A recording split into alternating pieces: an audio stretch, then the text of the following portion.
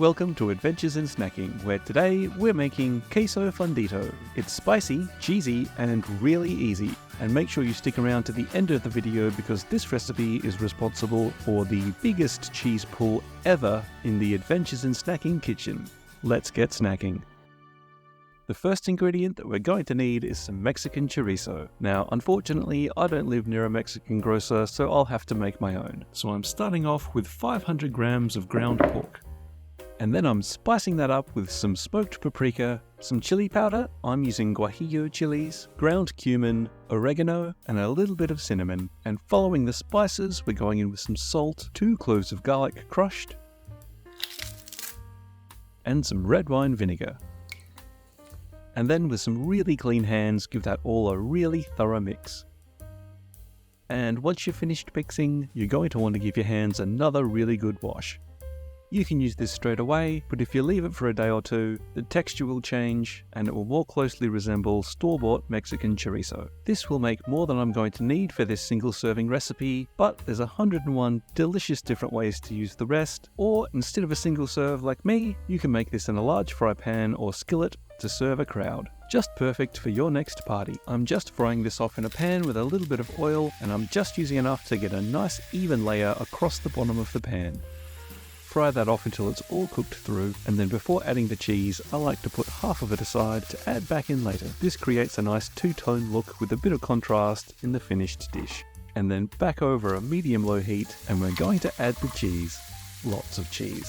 Really lots of cheese. Traditionally, you would use Oaxaca cheese, but as I mentioned, I don't live near a Mexican grocer, so I'm stuck with using what I've got, which is a blend of shredded cheddar and mozzarella. It may not be quite as traditional, but it melts just as well and tastes really good. So I'm filling up the empty side of the pan and also covering the chorizo that's already there. Then to the opposite side, I'm adding back in the reserved chorizo so that each half of the pan has a layer of chorizo and a layer of cheese. I'm keeping this over the heat for a minute to get the cheese to start melting, and then I'm cranking up the top element in my oven. In the US, you'd call this a broiler. In the UK or Australia, we refer to this as a grill. And I'm just putting this in there until the cheese is nice and melty and the top is just lightly browned. So that's the base of the dish. Your choice of toppings is optional. You might want some diced onion and tomato. Personally, I like some sliced scallions.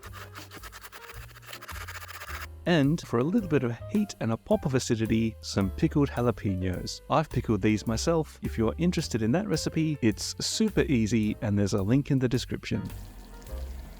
And here's a top tip: if you're taking a hot pan out of the oven, slip your oven mitt or a tea towel over the hot handle so that you don't forget it's hot and accidentally grab it. And now it's just a case of sprinkling over the scallions and placing on the pickled jalapenos. And now let's grab a warm tortilla and check out that cheese pull. First attempt. Here we go. Still going. Whoop, that was pretty good, but I think we could probably do better. But just look at that. Tasty, melty, cheesy, spicy, meaty goodness. And that tastes really good, but let's try one more cheese pull. So here goes attempt number 2. Here we go. Oh, yep, still going, I'm having to stretch. Oh no, I reckon you can see my undies.